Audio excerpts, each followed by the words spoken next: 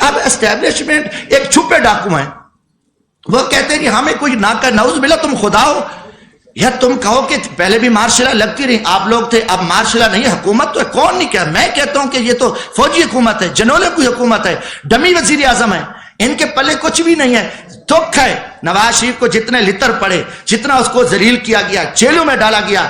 ایسے خیرات ڈالی اسٹیبلشمنٹ نے کتے کی طرح، یہ سارے بھاگ کے اکٹھے ہو گئے، خیرات مل گیا، عہدے مل گئے، ملک کو لوٹیں گے، ان میں کوئی خیرت اور ضمیر ہوتا ڈوب مرتے، ان میں کوئی ایمانی، ان کو کچھ نہیں ہو، میں کہتا ہوں پوری قوم دیکھے، قوم ان کو لتر مارے کہ یار تمہیں کوئی غیرت ایمان ہے، جن لوگوں نے آپ کو جیلوں میں ڈالا، رسوا کیا، آپ کو آپ پہ الزامات لگے، کرپشن آپ نے کی، سارا کچھ، اس کے بعد انہوں نے آپ کو کتے کی طرح خیرات ڈالی اور آپ آ گئے، ان میں غیرت نہیں ہوتی، یہ سارے دیکھو یہ اسٹیبلشمنٹ کے کتے ہیں، اور اسٹیبلشمنٹ کتوں کو استعمال کرتی ہے، اور قوم کو، مگر قوم انشاءاللہ جاگے گی، ہم قوم کو بتائیں گے، ہم کھڑے ہیں، ہم الحمدللہ ہم اس ملک کی عزت کے لیے، جب تک عام آدمی، جب تک پبلک میں سے لوگ نہیں آئیں گے، جو کہ پبلک میں لوگ آنے نہیں، ہمیشہ ان کو پتہ چوروں کو لے آؤ، کرپٹ لوگوں کو لے آؤ، نلائق لوگوں جن کی فائلیں ہیں، صحیح بندے کو بیٹھے، صحیح بندہ آئے، فیئر الیکشن ہو تو وہ کسی کیوں نہ، وہ کسی سے ڈرے گا، نہ اسے خوف ہوگا، نہ اس کی دولت ہوگی، یہ صرف ان کی پری پلان ہے کہ سارا کچھ ہوا ہے، اور